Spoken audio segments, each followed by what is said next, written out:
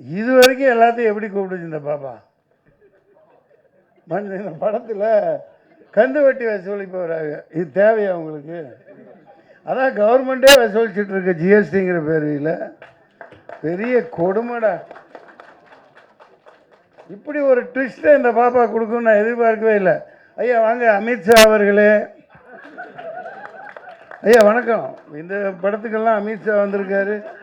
ஐயா சந்தான பாரதி சாருங்களா? அது போஸ்டர்லாம் எல்லா இடத்துலையும் அமித்ஷா அமித்ஷான்னு போட்டு வில்லாதி வில்லனை போட்டாங்களா? இவர்கள் வில்லத்தனம்லாம் ஒன்றும் இல்லாமல் ஆயிடுச்சு. அப்படி நாட்டை ஆண்டுட்டு இருக்காங்க. பெரியவர்களே, தாய்மார்களே, நீ ஏன்டா இன்ன வரைக்கும் வந்த இப்போ வேண்டா வர்ற? பையனா? சின்ன வயசு இந்த எல்லாம் போன பிறகு என்ன கூப்பிடுறாங்க. சரி, ராஜபுத்திரன் பிரபு அவர்களே. ஐயா வரல, வந்துட்டு போயிட்டாங்களா? ஆஹா, உடம்பா? அதெல்லாம் சும்மா அவருக்காவது உடம்பு சரியில்லாமல் இருக்கிறது. நான் இருந்தால் விட்டுருக்க மாட்டேன். ஏன் விட்டீங்க? உங்களுக்கு ஒரு விஷயம் தெரியுமா? இந்த கூட்டத்தில் யாருக்காவது தெரியுமா? அதாவது அவர் அளவுக்கு இந்தியாவிலேயே குதிரை ஓட்டக்கூடிய ஆள் யாருமே இல்லை. ஜெயச்சந்திரன் சார் வணக்கம். பிரபு சார் கேப்டனே மிரண்டிருக்கார். பெங்களூரில் பயங்கரமாக படிக்கல ட்ரைனிங் எடுத்தவர். குதிரை செத்தாலும் அவர் இறங்க மாட்டார், கீழே பறப்பார். 120 கிலோமீட்டர் ஸ்பீடில் பறப்பார் பிரபு சார். அவருக்கு போய் உடம்பு சரியில்லைன்னா எப்படி? இன்னொன்றும் நம்ம அப்படியே விஷயங்கள் மறந்துடுவேன், சொல்லிட்டு போகணும். ஒரு சில படங்கள் குதிரைக்கு முக்கியத்துவமாக கண்டா ஏதோ வர சொல், இந்த மாதிரிலாம் படங்கள் வந்தது. கதாநாயகர்கள் குதிரை ஓட்ட கற்றுக்குங்க முதல்ல. ஏன்னா அந்த கன்ராஜ், இப்போ டைமண்ட் பாபு சார் கன்ராஜ் தானே, ஆவணி 40 குதிரைக்கு மேலே வச்சுருக்காங்க. எங்கிட்ட தென்னவன், அவங்கெல்லாம் பாவம் குதிரைக்கு கொல்லி எப்படி போடுவாங்க. கதாநாயகர்கள்லாம் பில்டப்லேயே வாழ்ந்துட்டு போகிறாங்க. ஒரு குதிரை ஓட்டுற சீனா குதிரை கற்றுக்கணும். அது என்ன ஒரு 1000 2000 1000 10,000 கொடுத்து கற்றுக்கிறதுல என்ன? கற்றுக்க மாட்டேங்கிறாங்க. பில்டப்லேயே ஓடிட்டு இருக்குது. பில்டப்லேயே எல்லாம் ஓடுது. குதிரையும் பிழைக்கும், அவங்களும் பிழைப்பாங்க. அதனால் இது ஒரு தகவலாக இனிமேல் வர்ற கதாநாயகர்கள், உனக்கு குதிரை ஓட்ட தெரியுமா? உண்மையா? அதே 2 கால் குதிரையை சொல்லலை. அந்த பாப்பா இருக்குது, பயங்கரமான பாப்பாப்பா. கதாநாயகி பேர் என்ன? கிருஷ்ணபிரியா. அப்பா, அந்த கால ரேவதி மாதிரி இருக்காங்க, நல்லா வருவாங்க. ராஜபுத்திரன் பிரபு அவர்களே, ரஜபுத்திரன் கதாநாயகன் அவர்களே, ரஜ கஜ துர பதாகைகளாக வந்து எடுத்துக்கொண்டிருக்கும். ஏன் ரஜ கஜ பதாதைகள்னு இவங்களை சொன்னாங்க பாருங்கள். AK-47 மாதிரி தாளிகையாளர்களே மற்றும் நெல்லை சுந்தரராஜன் அவர்களே, மதிய நண்பரே, நிறைய இருக்காங்க இங்கே. ஐயா நிறைய பேசிட்டு போயிட்டாங்க, எல்லாத்தையும் பேசணும். பழைய ஜோக்கு தம்பி துரை அவர்களே, நான் விட மாட்டேன். நான் பழைய ஜோக்கு தம்பி துரை தான், தம்பி தங்கதுரை. சாரி நான் இவங்கள மாதிரி போயிட்டேன். அவங்க கூட பழகினேன்னா அந்த பழைய ஜோக் அதை சொல்லி காட்டிட்டேன். நீங்கள் சொல்கிற ஜோக்கெல்லாம் புது ஜோக், நடக்கிறது தான் பழைய விஷயமாக நடக்குது. இப்போ பாருங்கள், ஆப்ரேஷன் சிந்தூர் கொடுமை. எங்கேருந்து வந்தான்னு தெரியல, எங்கே போனான்னு தெரியல, பிடிக்கிறதாகவும் இல்லை. 1/2 மணி நேரத்தில் தமிழ்நாடு போலீஸை விட்டுருந்தா. ஏன்னா அதுக்கப்புறம் 8ஆவது நாள் அங்கே இருக்கேன், முன்னாடியே நிகழ்ச்சிப்படி. சார் ரொம்ப கொடுமைங்க. அங்கே உள்ள சாதாரண இந்த இப்போ குதிரையை பற்றி பேசினேன்ல, பாவம் அந்த குதிரைக்கு கொள்ளு போட கூட காசு இல்லை. இந்த டூரிஸ்ட்டை நம்பி தான் என்டையர் காஷ்மீரே இருக்குது. அங்கே உள்ளே இருந்து யாரும் வரல. அந்த ஆட்டோக்காரங்களாம் சத்தியம் பண்ணுற, ஐயா ஜனாப் சப் அந்தருக்கு அந்தர் சப் ஓ கேம்ப் வாலே நிற்கியா, எல்லாம் அவங்க தான். இராணுவத்தை மாரி ஒன்றும் ஒரு காக்கா கூட உள்ளே வர முடியாதுன்னு இப்படியே புல்வாமா இந்த ஆட்சியை தக்க வைக்கிறதுக்காக ரொம்ப குடும்பத்தனம் பண்ணுறாங்க. இதை சொல்ல வேண்டியதாகிடுச்சு. அதாவது ஆள்றவங்களே வில்லனாக இருக்காங்க. நாங்கள் இங்கே யாரும் சந்தான பாரதியெல்லாம் பெரிய வில்லனே கிடையாது. நான்லாம் ஒரு வில்லனே கிடையாது. நம்ம அவர் இருக்கார், ஒன் ஷாட் ஹீரோ. நம்ம பேர் என்ன? சீனிவாசன். என்ன சீனிவாசன் ஐயா பேர்?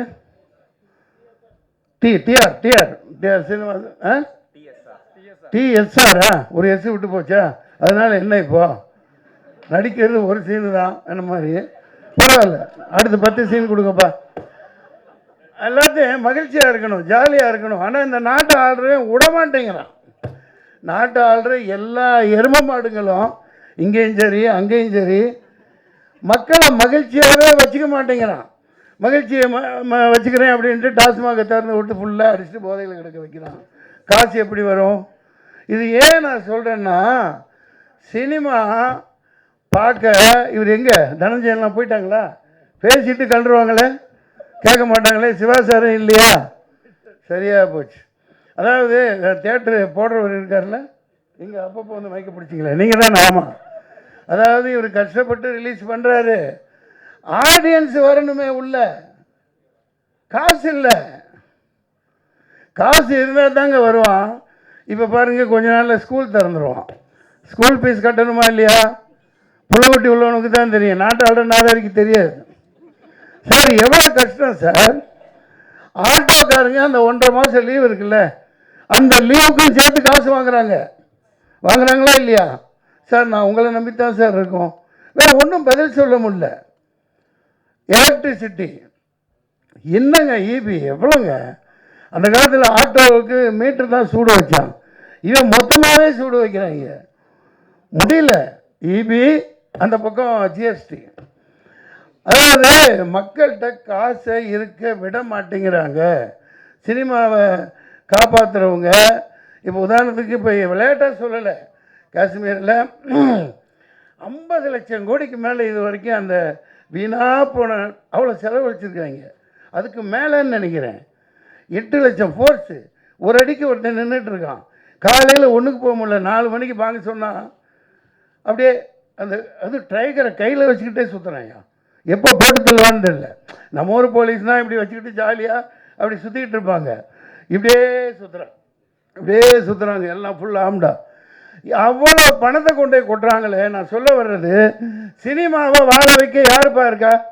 நம்ம சங்கம் யார் நம்ம இங்கேருந்து நாளைக்கு உருவாக்கலாம், நீங்கள் கூட உருவாகலாம். அதாவது வேணும், கம்பல் பண்ணணும். மத்திய அரசு என்னென்னமோ சும்மா இருப்பா, சினிமா ஓட வேணாமா? அதாவது ஏதாவது வசதி பண்ணணும், மானியம் இருக்குல்ல, அதெல்லாம் ஒழுங்காக கொடுக்குறாங்களா? மத்திய அரசு எல்லாத்துக்கும் கொடுக்க வைக்கணும், ஊக்குவிக்கணும். மக்கள்கிட்ட காசு இருக்கிற மாதிரி ஏதாவது பண்ணணும். தங்க விட மாட்டேங்கிறானே. பேங்க்கில் பணம் போட முடியுதா? 1 பைசா போட முடியல, என்னென்னமோ போட்டு எடுத்துட்றான்.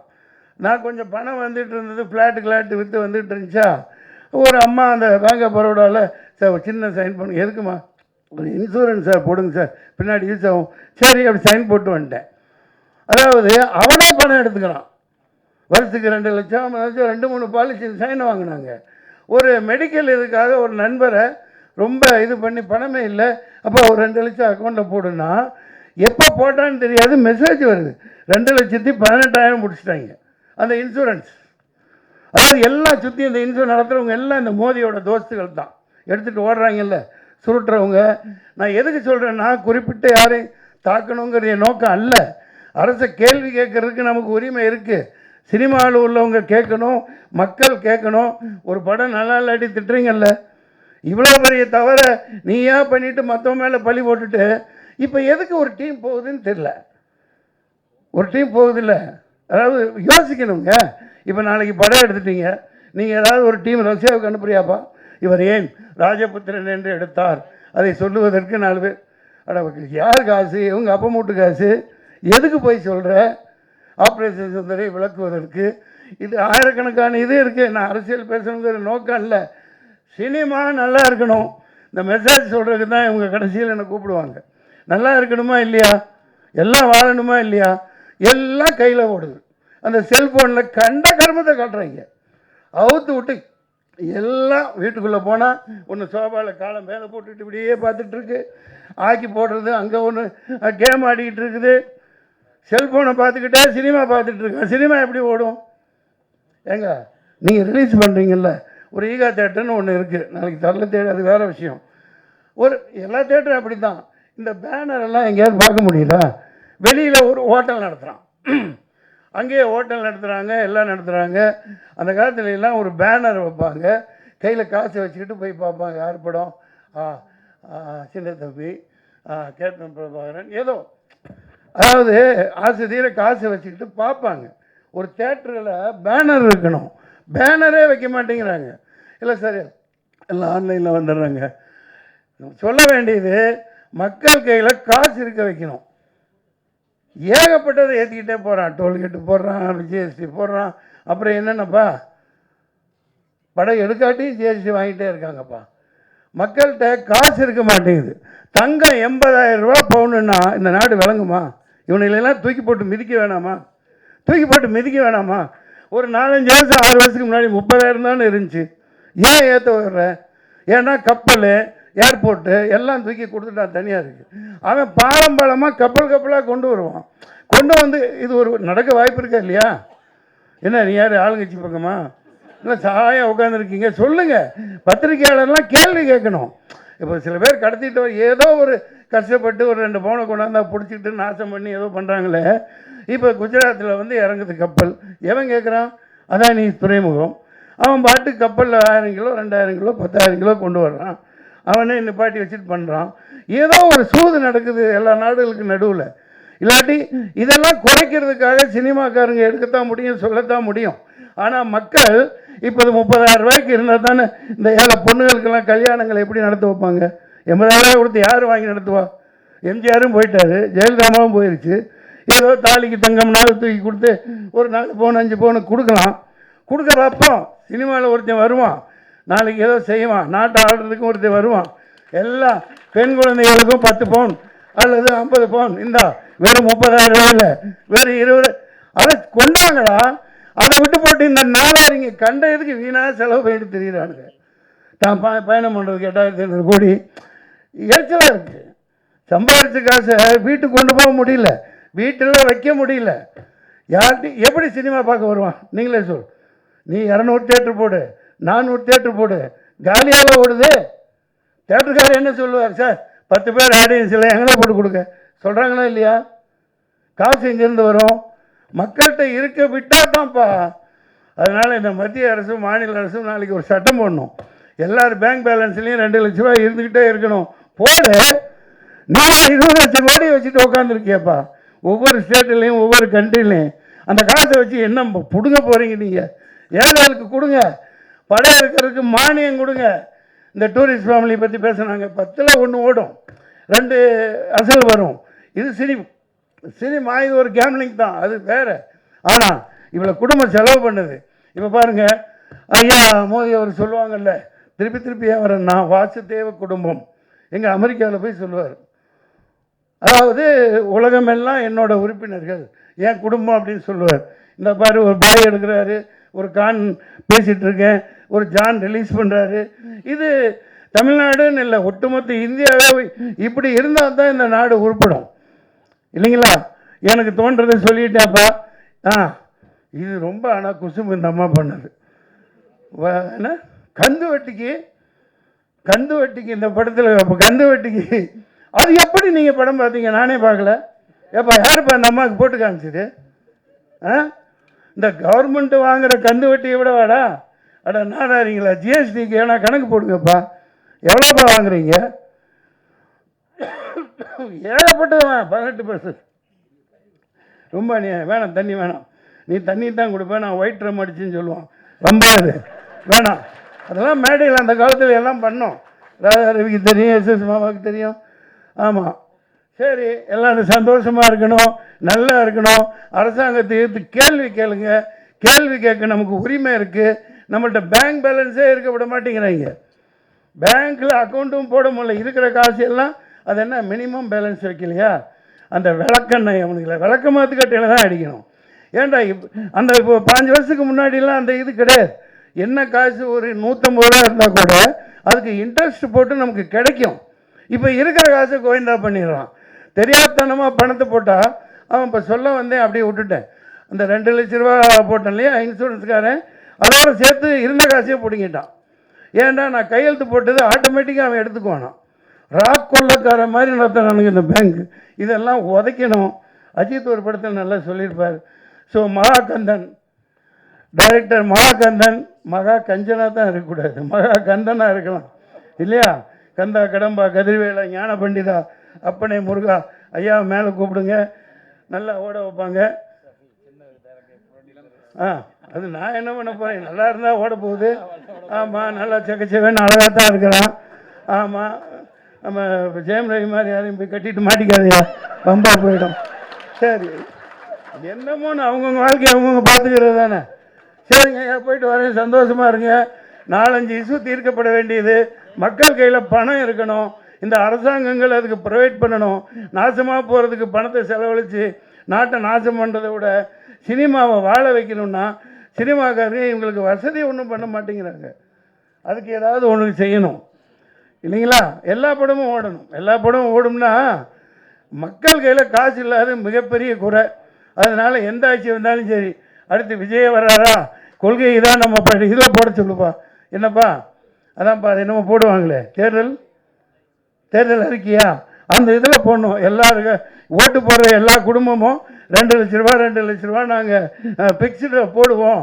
அதை வச்சு நீங்கள் வியாபாரம் பண்ணுங்க, அதுக்கு டேக்ஸ் இல்லை அப்படின்னு போடணும். இந்த ஜிஎஸ்டியை சினிமாவுக்கு தூக்கணும். ஜிஎஸ்டியை என்னய்யா, ஜிஎஸ்டி கொடுக்குறவங்கள டிக்கெட்டில் அதை தூக்கணும். நாங்கள் மகிழ்ச்சிப்படுத்துறதுக்காக இருக்கோம். நாங்கள் எனக்கு எதுக்கு வெங்காயம் நீ ஜிஎஸ்டி போடுற, ஏன் போடுற கேளுங்க.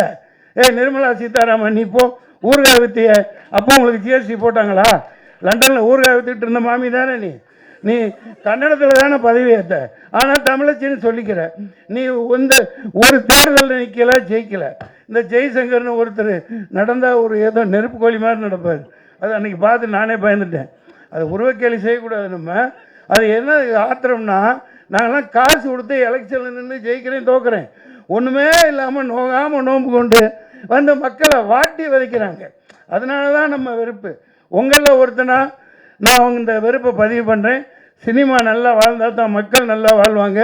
மக்கள்கிட்ட பேங்க் பேலன்ஸ் இருக்கணும். அந்த ஜிஎஸ்டி எல்லாம் சினிமாவுக்கு தூக்கணும், மானியங்கள் கொடுக்கணும் இல்லையா? நன்றி, வணக்கம், போயிட்டு வரேன். ஜாலியாக இருங்க, சந்தோஷமாக இருங்க. நன்றி, வணக்கம். எங்களுக்காண்டி அந்த மன்சூர் அலிகான் சாருக்கு நன்றி.